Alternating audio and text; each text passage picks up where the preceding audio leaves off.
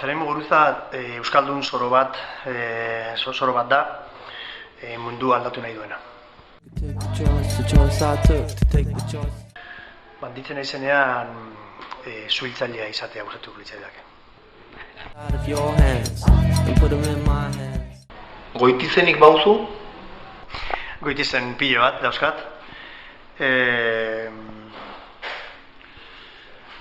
Haien artean, egin gustatzen zaidana da asmatik leoi asmatikoa. Gero asko daude hortikan, baina hori da gustoken daukadana.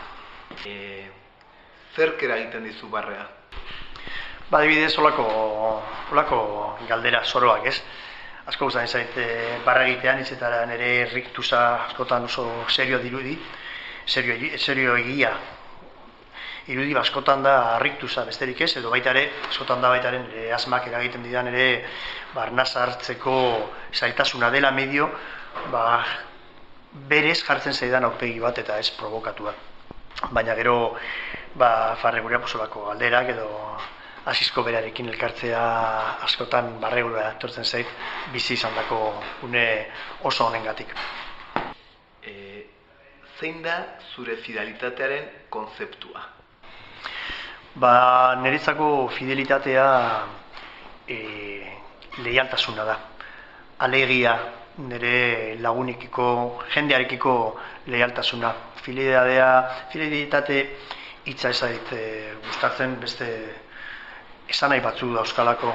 Ordea leialtasuna, jendearekiko leiala izatea eta zure alde egin duen jendearen alde edo zure komunitatearen alde egitea eta leialtasun hori izango litzateke niretzako fidelitatearen kontzeptuaren esan nahi bai. Zergatik ez dago sagu zaporedun katuentzako bazkarik?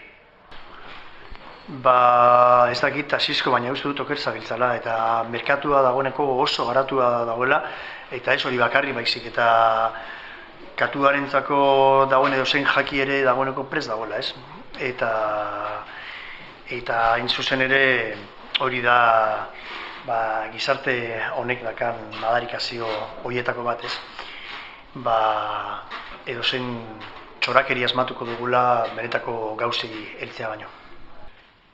Zergatik gogortzen dira madalenak eta galleta bigundu?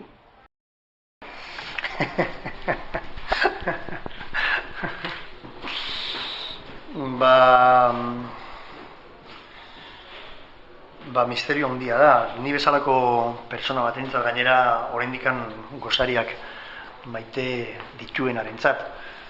Behin galdetu zidaten, ez? Nondikan ateratzen nuen horren beste indar eta nire urteak zirela medio oraindikan gauzak sortzen, gauzak egiten, etengabean borrokatzen. Eta esan nien, galdetu zidaten gainera, ze gozaltzen duzu, ez? Eta esan nien, begira, esango izuen nire sekretua da, eta ez gustatzen egitea gainera promoziorik inongo markarentzat, ez? Baina egia da galleta txikilin galletak gozaltzen ditu dela, ez?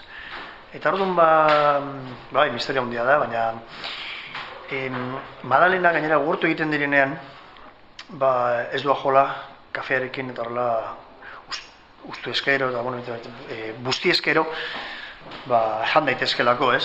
Oso gustora gainera, ni naiz konsumo, erantzukizun altuko konsumoaren aldekoa, eta orduan nik ez dute zer botatzen ez baldin bada goia erabate ustelduta, ez?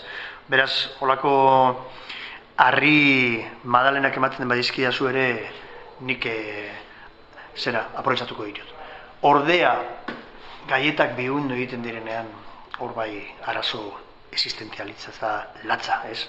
Hor ez da holako modurik ia zer egiteko eta zaporerik gabe eta zer. Zer dela eta batetaki, ez?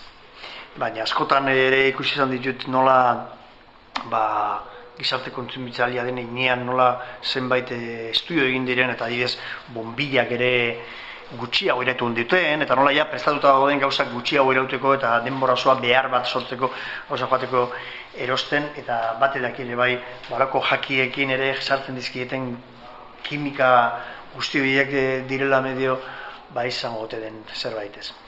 Baina zentzugaberik gabeko galdera baldin bada, nik uste dut zentzu gehiago.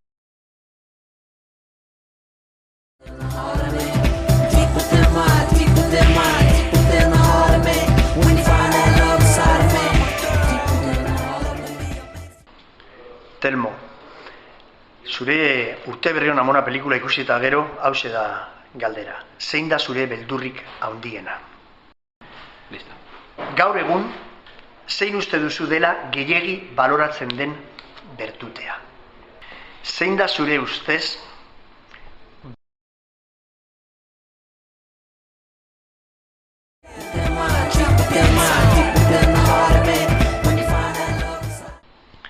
zergatik ez dira ardiak txikitzen euria egiten duenean, eta bai ordea artilezko jertseak? Telmo, zergatik begiratu duzu sabaira aurreko galderarekin?